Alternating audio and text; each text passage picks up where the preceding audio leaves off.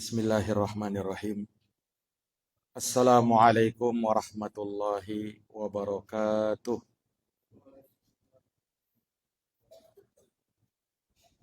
Alhamdulillah. Alhamdulillahi rabbil alamin. Wassalatu wassalamu ala al-mab'uthi rahmatan lil alamin. Nabiyyina Muhammadin wa ala alihi wa sahbihi ajma'in.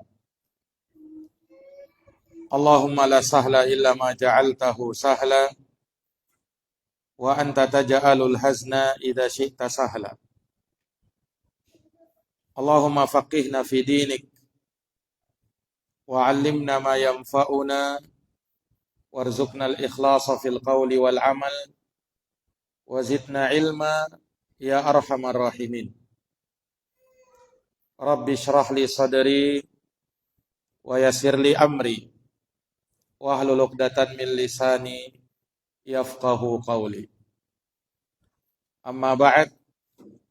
Ma'asyaral muslimin wal muslimat, hadirin wal hadirat, Bapak Ibu, saudara-saudari, jamaah salat maghrib isya yang dirahmati dan dimuliakan oleh Allah. Alhamdulillah, kita panjatkan puja dan puji syukur kehadirat Allah yang maha kuasa, yang maha perkasa, yang memudahkan segala urusan-urusan kita. Salawat beserta taslim semoga senantiasa tercurahkan kepada Nabi termulia, Nabi teragung Muhammad bin Abdullah sallallahu alaihi wasallam, kepada keluarga, para sahabat, serta umatnya yang senantiasa menapaki jalan sunnahnya sampai hari kiamat. Ma'asyaral muslimin, jamaah salat maghrib isya rahimakumullah. Pada kesempatan malam hari ini, melanjutkan pembahasan kita dari sirah nabawiyah, perjalanan hidup baginda Nabi beserta para sahabat. Kita telah masuk pada pembahasan Ghazwatu Hunain, peristiwa perang Hunain, yang mana seperti yang sudah kita jelaskan bahwa perang Hunain terjadi beberapa hari setelah ditaklukkannya kota Mekah.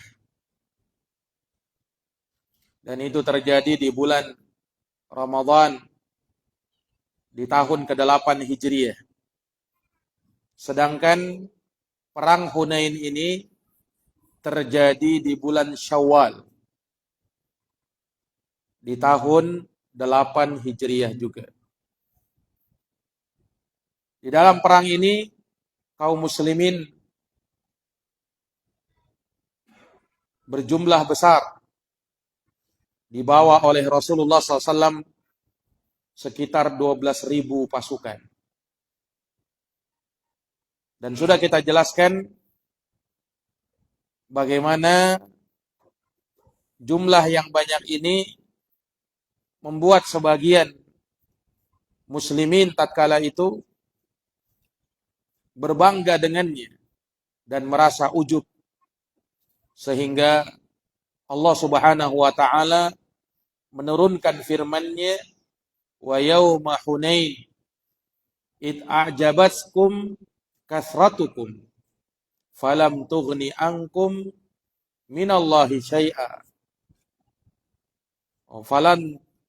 Falam tughni ankum syai'a. Dan di perang Hunain, ketika kalian merasa bangga, merasa takjub, merasa ujub dengan banyaknya jumlah kalian, padahal jumlah yang banyak sama sekali tidak memberikan manfaat kepada kalian. Maka inilah yang terucap dalam diri sebagian sahabat Mereka langsung mengatakan lan naghlibal yaum. Kita tidak akan kalah hari ini. Terlebih ucapan ini tidak dibarengi dengan kata insya Allah, jika Allah menghendaki. Padahal Allah Subhanahu wa taala perintahkan kita apabila ingin melakukan sesuatu atau merencanakan sesuatu, maka jangan lupakan ucapan insya Allah, jika Allah menghendaki. Makanya karena perasaan ini, ucapan tersebut muncul, ini yang menjadi ujian kepada kaum muslimin tatkala itu, sehingga mereka harus merasakan kekalahan di awal-awal peperangan. Rasulullah Shallallahu Alaihi Wasallam pun ketika ada sebahagian yang mengucapkan kalimat tersebut, fasyaqqa dzalika ala Rasulillah Shallallahu Alaihi Wasallam, itu membuat berat Rasulullah Shallallahu Alaihi Wasallam. Kenapa sampai ada kalimat-kalimat yang seperti itu? Tidak boleh berbangga dengan banyaknya jumlah. Rasul sudah menanamkan kepada para sahabat bahwa kita tidaklah menang hanya karena persenjataan kita, hanya karena jumlah kita yang besar, tetapi kita menang itu dengan pertolongan dari Allah Subhanahu wa taala. Oleh karenanya terbukti di perang-perang sebelumnya bagaimana kaum muslimin bisa menang sekalipun jumlah mereka sedikit. Di perang Badar 300 lawan 1000 orang. Ternyata kaum muslimin yang memenangkannya. Di perang Uhud 700 lawan 3000 orang. Kaum muslimin sekalipun ketika itu banyak terbunuh dari mereka, tetapi tidak sedikit juga dari kaum musyrikin yang mereka mengalami kekalahan pada waktu itu. Di perang Ahzab, kaum muslimin cuma 3000 orang. Sedangkan kaum musyrikin jumlahnya 10.000 orang. Tetapi mereka tidak bisa melakukan perlawanan apa-apa. Karena semuanya datang dari pertolongan Allah Subhanahu wa ta'ala. Sehingga diingatkan, jangan sekali-kali berbangga dengan kekuatan kalian. Jangan sekali-kali berbangga dengan banyaknya jumlah kalian, tapi pujilah Allah Subhanahu wa ta'ala yang memberikan pertolongan, kemenangan, kemudahan dalam segala urusan-urusan kalian. Inilah yang terkadang membuat banyak manusia lupa. Ketika dia berada di puncak kejayaan, maka terkadang sebagian orang lupa memuji Allah, tetapi justru dia memuji kehebatannya. Kata mereka, ini karena kehebatan kita. Ini karena luar biasanya orang-orang kita. Dia lupa memuji Allah Subhanahu wa ta'ala. Oleh karenanya, terkadang pertolongan dan kemenangan, kejayaan tidak terus-menerus ada pada mereka. Terkadang Allah timpakan kekalahan. Allah timpakan terkadang keterpurukan. Itu pada sebagian mereka-mereka yang lupa dengan Allah Subhanahu wa ta'ala. Para jamaah yang dirahmati dan dimuliakan oleh Allah Subhanahu wa ta'ala. Tetapi Rasulullah Sallallahu Alaihi Wasallam di perang Hunain ini tetap optimis. Bahkan ketika datang di sore hari, prajurit berkuda mengabarkan kepada Nabi akan keluarnya suku Hawazin yang hendak memerangi Rasulullah. Mereka keluar berangkat dengan membawa harta-harta mereka, istri dan anak-anak mereka, kambing-kambing dan onta-onta mereka. Mereka bawa semuanya. Maka mengetahui hal tersebut, fatabassama wa qala, Rasulullah tersenyum Kemudian beliau bersabda, tilka ghanimatul muslimina ghadan insyaallah. Perhatikan ucapan Nabi SAW. Itu adalah harta ghanimahnya kaum muslimin besok insyaallah. Beliau tidak lupa mengucapkan kalimat itu. Karena pentingnya kalimat ini. Kita tidak boleh memastikan apa-apa. Kecuali dengan ucapan insya Allah. Itu adab kita. Kalau kita berencana terhadap sesuatu, walaupun rencana kita sudah matang, walaupun kita sudah menyangka 99% pasti berhasil, tapi jangan pernah kita melupakan kata insya Allah ini. Ini kalimatnya kaum muslimin. Para hadirin yang dirahmati dan dimuliakan oleh Allah. Dan luar biasa buahnya. Dan menunjukkan betapa seseorang itu bersandar penuh hanya kepada Allah. Karena semuanya sesuai dengan izinnya Allah. Sesuai dengan kehendak Allah. Ketika Allah menghendaki pasti akan terjadi. Tapi ketika Allah tidak menghendaki, maka biar bagaimanapun usaha dan upaya kita, maka tidak akan mungkin bisa terjadi. Para hadirin yang dirahmati dan dimuliakan oleh Allah Subhanahu wa taala. Disebutkan di dalam sebagian riwayat bahwa saat Nabi SAW beristirahat di suatu tempat, ini dalam perjalanan beliau menuju Hunain. Ketika itu beliau bersinggah bersama sahabatnya beristirahat. Dan beliau meminta ada dari pasukan yang tetap siap siaga menjaga. Mengabarkan kalau ada pihak musuh misalnya tiba-tiba menyerang. Jadi tidak langsung mereka istirahat, tidur, semua tawakal kepada Allah. Tidak seperti itu.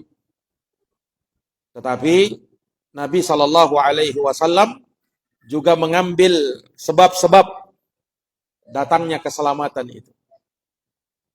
Maka di waktu subuh Nabi SAW keluar untuk mengimami para sahabat sholat subuh.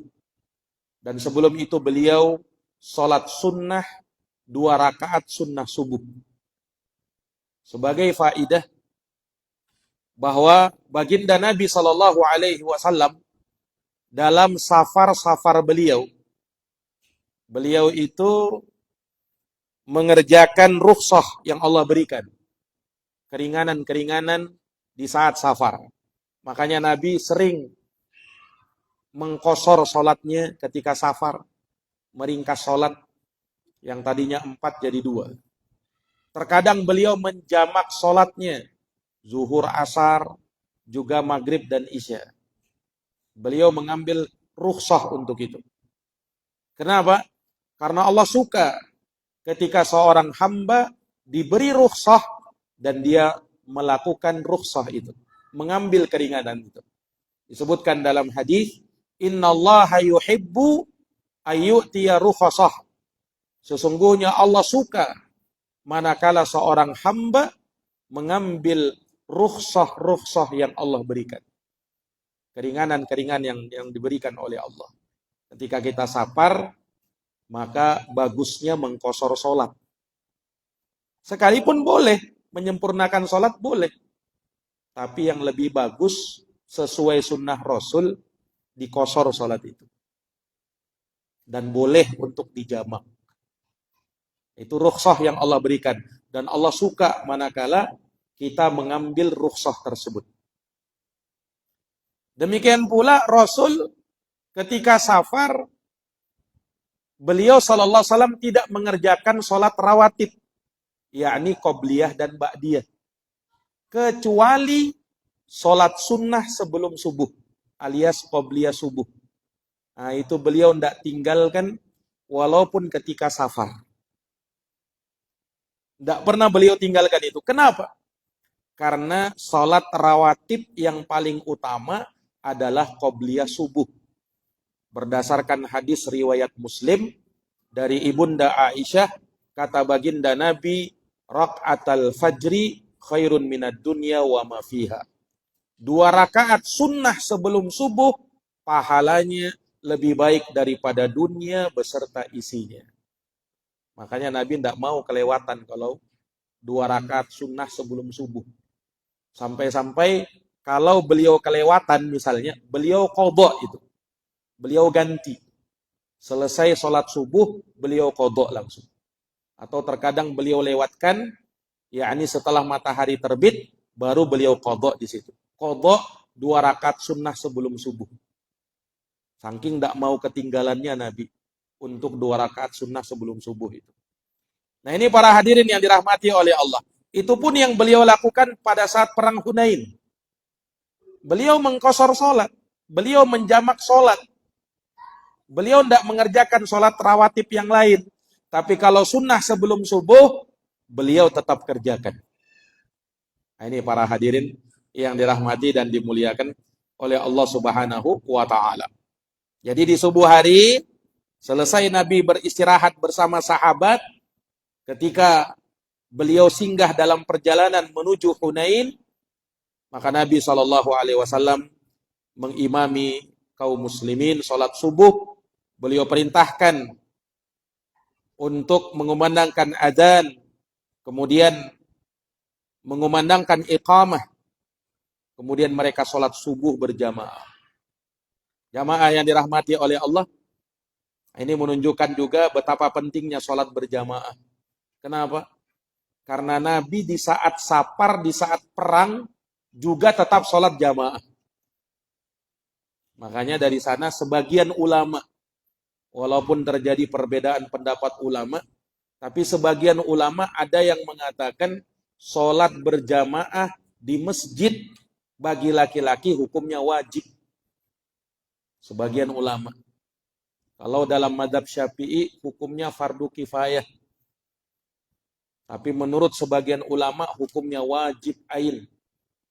Nah, perbedaan pendapat di kalangan ulama. Nah, di antara dalil mereka ini, karena Nabi itu tidak pernah meninggalkan sholat berjamaah, bahkan meskipun beliau sedang safar. Bahkan meskipun beliau sedang dalam kondisi perang. Makanya dalam fikih Islam itu, ada tuntunan sholatul khauf. Sholat di kondisi genting, di saat lagi perang. Itu dilakukan oleh Nabi, dan Nabi melakukannya berjamaah. Padahal lagi perang ini. yakni musuh di depan. Walaupun belum berkecamuk perang, karena kalau sudah berkecamuk tidak mungkin bisa sholat berjamaah. Tapi sudah berhadap-hadapan. Sudah berhadap-hadapan ketika itu. Dan Nabi tetap menjalankannya berjamaah. Para hadirin yang dirahmati dan dimuliakan oleh Allah Subhanahu wa Ta'ala. Nah, maka Nabi SAW ketika selesai beliau menjalankan sholat bersama para sahabat, kemudian datanglah kabar kepada Nabi bahwa kondisi aman, tidak ada penyerangan secara tiba-tiba dari suku Hawazin. Ya, tidak terjadi apa-apa di malam itu ketika Rasulullah dan para sahabat beristirahat. Ya, dan orang yang ditugaskan oleh Nabi untuk berjaga, dia telah menjalankan tugasnya dengan sangat baik. Ia tidak tinggalkan tempatnya kecuali untuk sholat dan membuang hajatnya. Dan sahabat yang ditugaskan oleh Nabi untuk berjaga-jaga tatkala itu adalah sahabat yang bernama Anas bin Marsad Al-Ghanawi. Bukan Anas bin Malik, tapi sahabat namanya Anas juga, tapi nama lengkapnya Anas bin Marsad Al-Ghanawi radhiyallahu taala an. Para hadirin yang dirahmati dan dimuliakan oleh Allah. Sesungguhnya orang yang melakukan tugas seperti ini akan mendapatkan pahala di sisi Allah Subhanahu wa Ta'ala dan keutamaan yang besar. Sampai kata baginda Nabi, al-ainani la tamassuhuman nar. Dua mata, kata Nabi, yang tidak akan disentuh oleh api neraka. Yang pertama, ainun bakat min khasyatillah, mata yang menangis karena takutnya kepada Allah. Wa ainun batat tahrusu fi sabilillah, dan mata yang bergadang dalam rangka berjaga-jaga di jalan Allah Subhanahu wa taala. Nah, Anas bin Marsad Al-Ghanawi tadi melakukan tugas itu. Dia begadang dalam rangka untuk menjaga kaum muslimin. Jangan sampai terjadi penyerangan tiba-tiba. Nah, karena kondisinya perang, ya, sangat mungkin terjadi hal-hal yang tidak diinginkan. Sementara pasukan muslimin beristirahat, maka mesti ada beberapa pasukan yang bergadang atau berjaga-jaga supaya jangan sampai terjadi hal yang tidak diinginkan. Para hadirin yang dirahmati dan dimuliakan oleh Allah, juga disebutkan di malam ke-10 dari bulan Syawal, masih tentunya di tahun 8 Hijriah, Rasulullah Shallallahu Alaihi Wasallam tiba di lembah Hunain. Nah, disinilah terjadi perang. Nah, maka Nabi mempersiapkan pasukannya di pagi hari, tepat di tanggal 10 bulan Syawal. Kemudian Rasulullah SAW mengatur barisan kaum muslimin. Beliau SAW membagi pasukan sesuai dengan suku-suku mereka. Kaum muhajirin di dalam barisan kaum muhajirin. Kemudian Nabi angkat untuk kaum muhajirin yang menjadi pemimpinnya adalah sahabat Ali bin Abi Thalib radhiyallahu anhu. Maka Nabi serahkan bendera perang kepada Ali. Kemudian untuk sahabat Ansar, terbagi dari dua suku, Aus dan Khazraj. Untuk suku Aus, Nabi serahkan kepemimpinan bendera perang kepada sahabat Usaid bin Hudhair. Sedangkan suku Khazraj, Nabi serahkan bendera perangnya kepada Habbab Ibnul Mundir radhiyallahu anhu. Dan yang lainnya, untuk suku-suku yang lainnya, Nabi SAW berikan bendera-bendera perang untuk setiap kabilah masing-masing. Karena banyak, 12.000 kaum muslimin ketika itu. Kemudian Nabi SAW, lihat persiapan beliau. Nabi tidak berpasrah diri atau maju berperang dengan tangan kosong atau tanpa ada persiapan, persenjataan, tidak. Apa yang dilakukan oleh Nabi? Labisa dir'aini wal baydah wal mughaffar. Nabi ketika itu di perang ini, di perang Hunain ini, beliau memakai dua lapis baju besi dipakai sama Nabi. Kemudian memakai topi dari baja dan pelindung. Coba, para hadirin yang dirahmati oleh Allah, di sini terdapat isyarat sebenarnya. Nabi ingin mengajarkan kepada kita bahwa beliau saja padahal seorang nabi yang pasti dijaga sama Allah. Nabi kita itu. Tapi yang namanya mengambil sebab keselamatan itu sudah menjadi sunnatullah. Tidak boleh diabaikan. Tidak boleh kita bilang, sudah tawakal aja sama Allah, pasti selamat. Pasti akan menang kita ini. Tidak boleh berkata begitu. Mengambil sebab itu sudah sunnatullah. Nabi SAW seperti itu. Lihat, sampai 2 lapis baju besi beliau pakai. Jangan dikatakan, berarti ini takut mati nanti. Tidak begitu. Tapi para jamaah sekalian, demikianlah. Untuk bisa memperoleh kemenangan, keselamatan, pertolongan, tempuh sebab-sebabnya dulu. Itu yang diajarkan oleh baginda Nabi.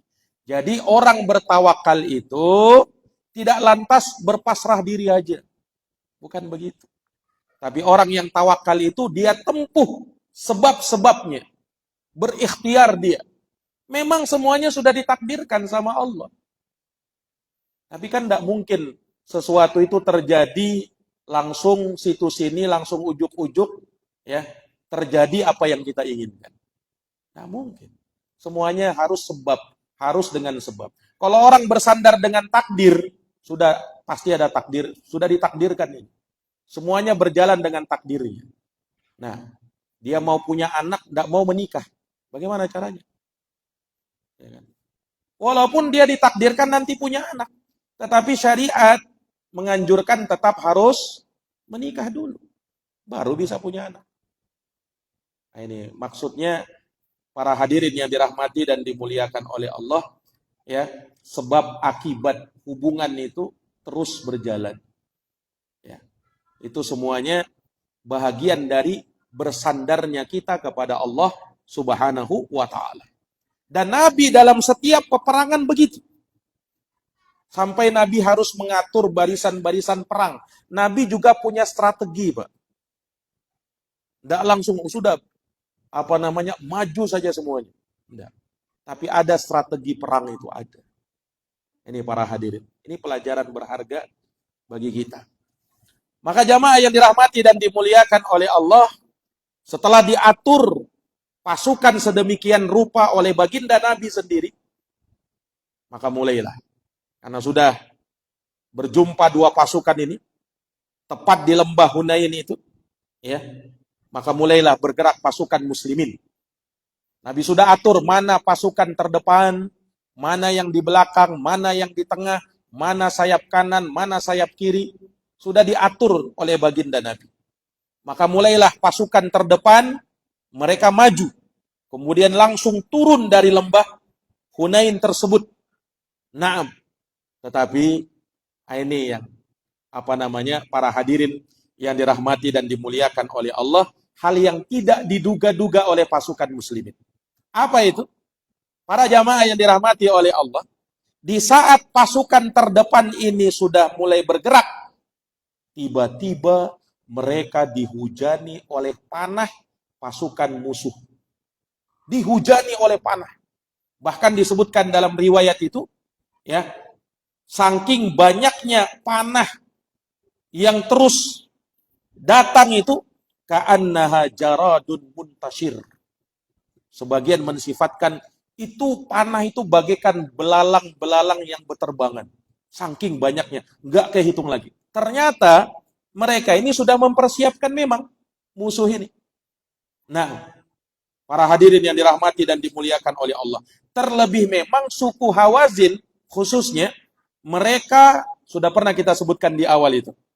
Mereka ini orang yang jago-jago dalam memanah. Jagonya memanah mereka itu. Suku Hawazin. Dan memang terkenal. Nah, sehingga pasukan terdepan ini dihujani dengan panah seperti itu. Banyak dari kaum muslimin yang meninggal dunia. Nah, bahkan sebagian dari mereka harus kabur, harus berlarian. Ya. Para jamaah yang dirahmati dan dimuliakan oleh Allah. Nah, disinilah tatkala itu, ya, pasukan kaum muslimin sempat kewalahan menghadapi panah yang terus-menerus dari suku Hawazin ini tanpa berhenti. Nah, sampai ketika itu, ya, goncanglah pasukan. Nah, pasukan yang berikutnya mau maju ke depan, mau turun lagi, ya. Tapi hujan panah terus-menerus. Ya. Mereka rasakan, mereka pun sulit untuk menangkisnya. Para hadirin yang dirahmati dan dimuliakan oleh Allah. Karena, ya, orang-orang dahulu ketika mereka berperang, mereka menembakkan panahnya ke atas. Sehingga betul-betul ketika panah itu datang itu seakan-akan, ya, berasal dari atas langit, ya, menghujani mereka, dan mereka sudah betul-betul memperkirakan mana sasaran mereka. Nah, ini para jamaah. Nah, sehingga, ya, pasukan kaum muslimin ketika itu terpecah belah. Ya. Sebagian mereka ada yang kabur, lari, kocar-kacir ke sana kemari untuk mencari apa? Perlindungan. Nah, para jamaah yang dirahmati dan dimuliakan oleh Allah Subhanahu wa taala. Maka kondisi yang seperti itu membuat kaum musyrikin, pasukan musuh menjadi senang dengan itu. Ya. Seakan-akan mereka sudah berada di atas angin. Seakan-akan mereka sudah mengklaim kemenangan. Ya. Karena pasukan hujanan panah terus-menerus mereka berikan kepada kaum muslimin. Dan subhanallah, pada waktu itu sebagian muslimin yang baru masuk Islam, yang belum kuat keislamannya, juga merasa ini bisa kalah ini kaum muslimin ini. Nah, dan mereka mengatakan, ya kalau kalah kaum muslimin, saya bisa kembali lagi kafir. Saya bisa kembali lagi musyrik. Nah, sampai terucap kalimat-kalimat begitu.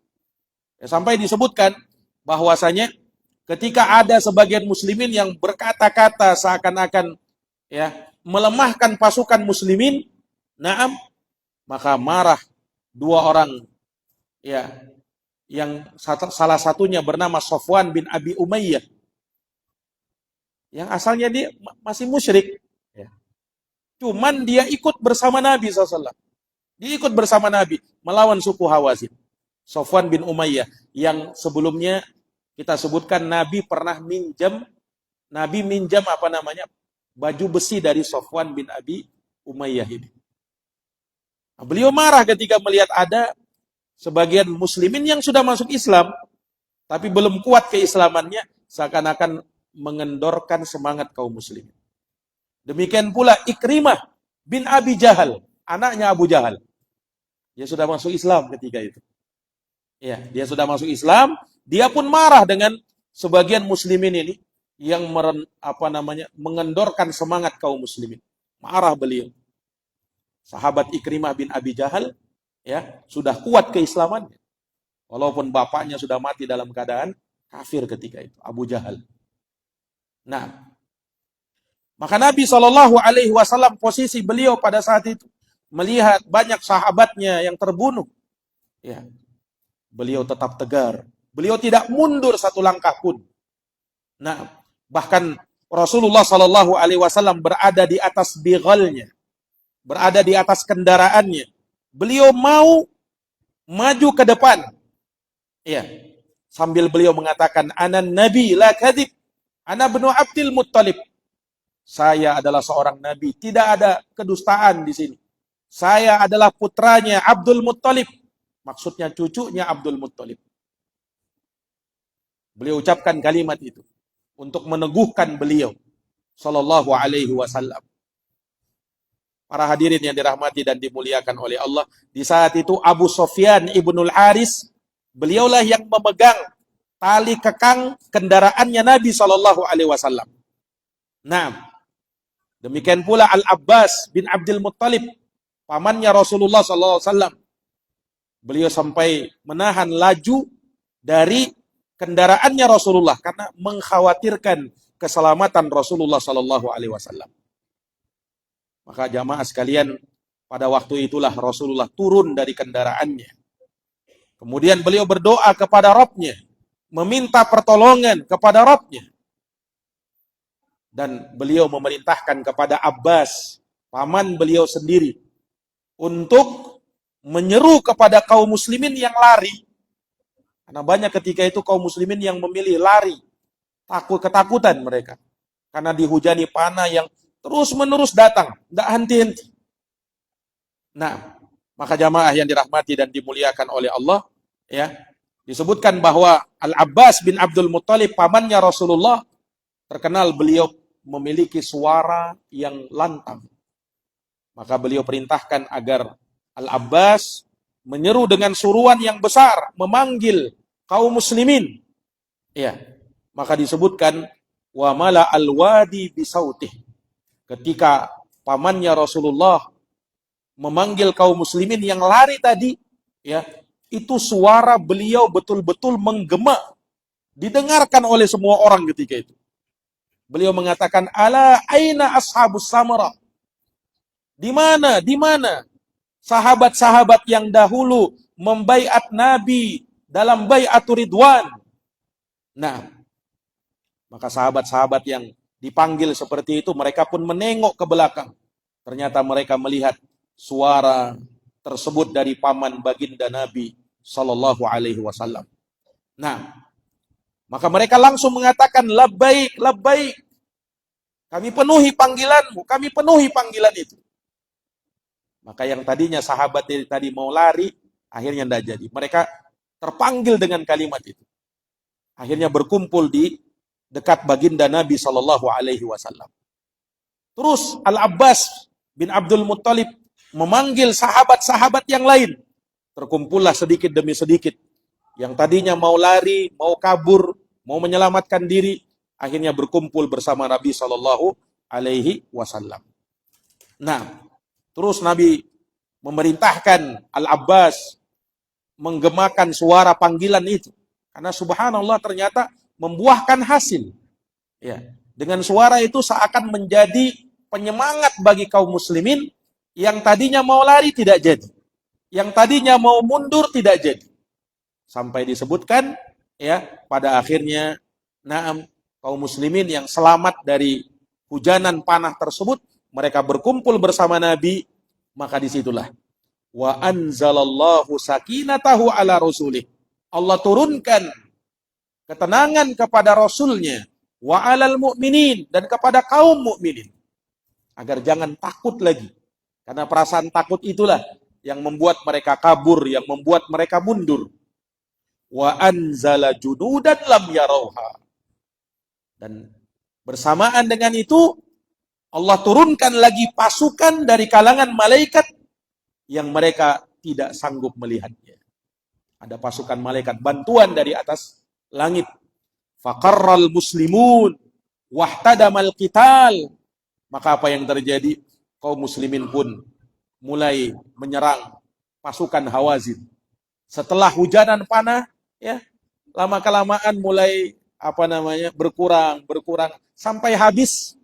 Nah, disitulah kesempatan kaum muslimin untuk menyerang. Kemudian Rasulullah SAW menyeru dengan kalimat al-ana hamiyal watis. Al-ana hamiyal watis.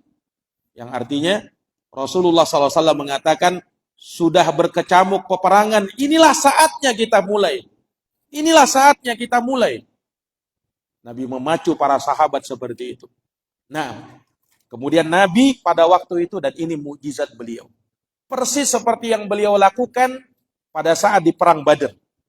Beliau ambil segenggam tanah, kemudian beliau tiup tanah tersebut, dan beliau lemparkan kepada musuh, dan subhanallah disebutkan syahatil wujuh famala a'yunuhum turaban. Ketika itu wajah-wajah musuh menjadi takut, dan mata-mata mereka dipenuhi dengan debu. Padahal Nabi cuma ambil satu genggam aja. Itu pun Nabi lemparkan dari jauh. Siapa yang bisa menyampaikan itu kalau bukan Allah Subhanahu wa taala? Allah yang menyampaikan lemparannya Nabi. Nah, sehingga mata-mata musuh ketika itu penuh dengan debu. Falam yazal hadduhum kalila. Sehingga mereka pun menjadi lemah. Wa amruhum mudabira. Maka mereka pun ketika itu terpukul ke belakang. Menerima pukulan kaum muslimin. Hatta tafarraqu wa harabu. Sampai mereka yang terpecah belah, lari kocar kacir, mundur ke belakang. Nah, yang tadinya kaum muslimin sebelum itu. Tapi ini gantian. Wa tabi'ahumul muslimun. Kemudian kaum muslimun pun mengejar mereka. Yaqtuluna wa ya'sarun. Sebagian mereka terbunuh dan sebagian lagi ada yang ditawan. Hatta akhadun nisa wa dzarari. Sampai pada akhirnya ya, banyak dari suku Hawazin terbunuh. Sebagiannya bisa menyelamatkan diri, lari ke belakang, tidak tahu kemana, ya, dan mereka tinggalkan istri, anak, harta-harta mereka di situ. Nah, sehingga kaum muslimin pun, ya, yang lainnya menyelamatkan, menawan, ya, pasukan musuh ini yang berhasil selamat, ya, Mereka ditawan, naam, kemudian harta-harta benda mereka diambil oleh kaum muslimin, ya. Dan pada saat itu sahabat Nabi Khalid ibnul Walid sempat beliau mengalami luka yang banyak, jarahatun balighah, luka-luka yang dalam, ya, karena peristiwa tersebut. Para hadirin yang dirahmati dan dimuliakan oleh Allah Subhanahu wa taala. Ya, disebutkan bahwasanya setelah kaum musyrikin, ya, mereka terdesak sampai mereka harus lari, kemudian dikejar oleh pasukan muslimin, ya, dipimpin oleh sahabat Abu Amir Al-Asy'ari ketika itu. Nah, dan beliau akhirnya gugur dalam peperangan. Sahabat Nabi yang bernama Abu Amir Al-Asy'ari. Abu Amir Al-Asy'ari pamannya sahabat Nabi Abu Musa Al-Asy'ari. Yang paling terkenal memang Abu Musa Al-Asy'ari. Beliau punya paman namanya Abu Amir Al-Asy'ari. Nah, beliau inilah yang mengejar pasukan Hawazin yang lari ke belakang itu. Dikejar oleh pasukannya Abu Amir Al-Asy'ari radhiyallahu ta'ala an. Sampai disebutkan dalam riwayat bahwa Abu Musa Al-Asy'ari atau Abu Amir Al-Asy'ari ini, naam, ketika Nabi perintahkan, ya, untuk menuju mereka, yakni pasukan musuh yang lari ke belakang itu, naam, maka Abu Amir Al-Asy'ari bersama pasukannya berhasil mengejar mereka. Dan beliau berjumpa dengan pasukannya Duraid ibnu Simmah. Ini yang disebutkan kemarin itu, seorang yang dituakan di suku Hawazin. Dia yang sempat tidak setuju kepada Malik bin Auf, pemimpin perang suku Hawazin, untuk membawa istri, anak, dan harta benda. Dan ternyata benar saran beliau itu. Nah, tapi tidak diterima oleh Malik bin Auf An-Nasri itu. Nah, ketika bertemu dengan pasukannya Duraid ibnu Simmah, maka terjadi peperangan di situ. Nah, mereka berhasil, ya, mengalahkan musuh. Cuman Abu Amir Al-Asy'ari radhiyallahu an harus terkena panah dari suku Hawazin, dan itu menancap di lutut beliau radhiyallahu taala an, sampai tidak bisa tercabut ketika itu. Dan beliau tidak bisa, darah terus mengalir ketika itu. Darah terus mengalir. Maka datang ponakannya Abu Musa Al-Asy'ari. Ketika itu ada di situ.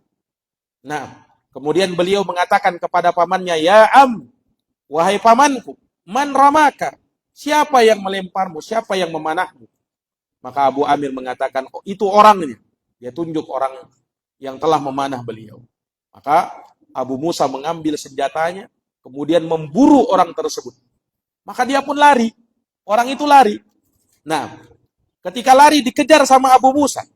Sampai ketika Abu Musa melihat orang ini larinya kencang, maka beliau berteriak sama orang itu, "Ala tastahi?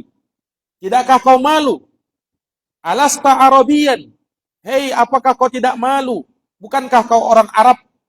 Orang Arab itu pemberani. Kenapa kau lari?" Nah, maksudnya ditantang sama Abu Musa Al-Asy'ari. Nah, akhirnya orang ini pun tertantang. Maka dia pun tidak lari lagi. Maka Abu Musa Al-Asy'ari disebutkan, ya, beliau mengajak berduel orang tersebut, dan beliau berhasil mengalahkan orang itu sampai dia pun terbunuh. Nah, maka datanglah Abu Musa Al-Asy'ari kepada pamannya Abu Amir Al-Asy'ari, mengabarkan kepada Abu Amir, "Innallaha qad qatala sahibak." Wahai pamanku, sesungguhnya Allah telah membunuh musuhmu tersebut, orang yang sudah memanahmu itu. Ini ketawaduan beliau. Maksudnya apa? Padahal yang membunuhkan beliau, tetapi beliau tidak menyandarkan kepada dirinya. Karena sifat apa? Sifat tawaduknya sahabat Abu Musa Al-Asy'ari. Nah, dalam keadaan panah ketika itu masih menancap di lutut beliau. Maka pamannya Abu Amir Al-Asy'ari memerintahkan ponakannya ini, Abu Musa, supaya mencabut, ya, panah tersebut. Tapi qadarullah ketika itu, ya, darah terus mengalir dalam tubuh beliau. Sementara tidak ada pengobatan. Nah, dan beliau menyangka bahwa beliau akan kehabisan darah dan beliau akan meninggal. Maka Nah, di sini apa namanya? Ya, hal yang mengharukan dari sahabat Abu Musa al-Asy'ari. Abu Amir al-Asy'ari berpesan kepada ponakannya, "Wahai ponakanku, sesungguhnya aku tidaklah melihat diriku kecuali akan meninggal dunia. Karena darahku sudah terlalu banyak keluar dan aku sudah mulai melemah. Barangkali aku akan meninggal di sini. Namun sebelum aku meninggal, ya bena akhi, wahai ponakanku, intaliq ila Rasulillah sallallahu alaihi wasallam. Temuilah Rasulullah setelah ini. Fa'aqri'hu minni salam. Kemudian sampaikan salamku kepada Nabi.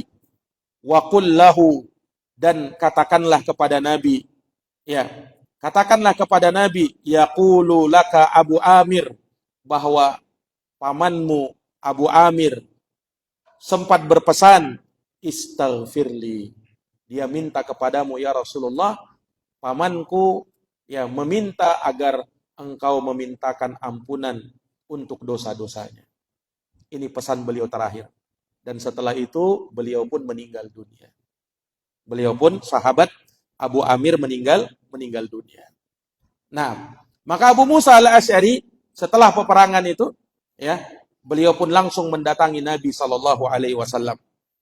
Didatangi oleh Abu Musa al-Asy'ari, kemudian membawakan berita tersebut, mengabarkan bahwa pamannya Abu Amir al-Asy'ari harus meninggal dunia karena panah yang menusuk lutut beliau, dan beliau kehabisan darah ketika itu sampai meninggal dunia. Ya Rasulullah, pamanku berpesan bahwa beliau minta agar engkau memohonkan ampunan terhadap dosa-dosanya. Subhanallah. Nah, maka seketika itu juga Nabi Shallallahu Alaihi Wasallam langsung mengangkat tangannya tinggi-tinggi.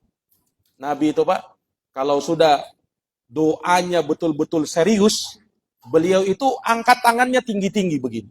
Sampai kata sahabat, hatta yura bayadu ibtaihi, hingga terlihat putihnya ketiak beliau. Artinya apa? Beliau mengangkat tangan itu betul-betul tinggi-tinggi kayak begini. Itu kalau orang serius dalam berdoa, ingin betul-betul dikabulkan doanya, begitu cara berdoa yang benar. Walaupun boleh saja seorang berdoa begini. Baik dia kumpulkan begini atau begini. Diperbolehkan. Nah, tapi kalau misalnya betul-betul kita minta kepada Allah serius, mengharapkan itu terkabul, maka lakukan sunnahnya Nabi. Nabi pernah melakukan itu juga pada saat beliau Shallallahu Alaihi Wasallam berdoa dalam sholatul istisqa, sholat minta hujan. Karena ketika itu ya, di Madinah hujan tidak kunjung turun, maka Nabi mengangkat tangannya tinggi-tinggi, berdoa ketika itu. Selesai, belum Nabi SAW turunkan tangannya, hujan langsung turun. Hujan langsung turun. Mustajabnya doa baginda Nabi Sallallahu Alaihi Wasallam. Dalam peristiwa itu tadi, juga Nabi serius menghadapi. Ya. Nabi SAW betul-betul berempati dengan sahabat yang meninggal dunia ini. Beliau berpesan, pesan terakhirnya itu. Maka beliau pun menanggapi di depan Abu Musa al-Asy'ari. Tidak nanti-nanti, tapi langsung seketika itu. Beliau langsung turun, menghadap kiblat, berdoa kepada Allah, mengangkat tangannya tinggi-tinggi. Nah, ini para hadirin yang dirahmati dan dimuliakan oleh Allah. Dan beliau mengucapkan doa begini, Allahumma gfir li abdika Abi Amir al-Asy'ari. Ya Allah, ampunilah hambamu, yaitu sahabatku Abu Amir al-Asy'ari radhiyallahu anhu. Dan Abu Musa pun ya senang mendengar atau melihat Rasulullah sallallahu alaihi wasallam seperti itu beliau. Para jamaah yang dirahmati dan dimuliakan oleh Allah. Ya, disebutkan juga dalam peristiwa ini ada kepahlawanan sahabat-sahabat Nabi yang mulia. Seperti diantaranya ya, kepahlawanan sahabat Sayyidina Ali bin Abi Thalib radhiyallahu an bersama seorang Ansar. Dalam hadis riwayat Imam Ahmad dari Jabir bin Abdullah bahwa ketika perang Hunain ini ada salah seorang dari pasukan musuh ya, dari suku Hawazin yang dia sangat pintar memainkan pedang dan tombaknya. Kemudian di depan kaum muslimin dia mainkan tombaknya tersebut. Ya. Dengan congkaknya dia, dengan sombongnya dia, ingin memperlihatkan kehebatannya. Maka ditandai sama Ali bin Abi Thalib. Ditandai sama Ali bin Abi Thalib. Oh, ini orang sebentar nanti. Ternyata ada seorang Ansor juga sama, sepemikiran dengan Ali. Ini orang sombong seperti ini harus dipatahkan kesombongannya.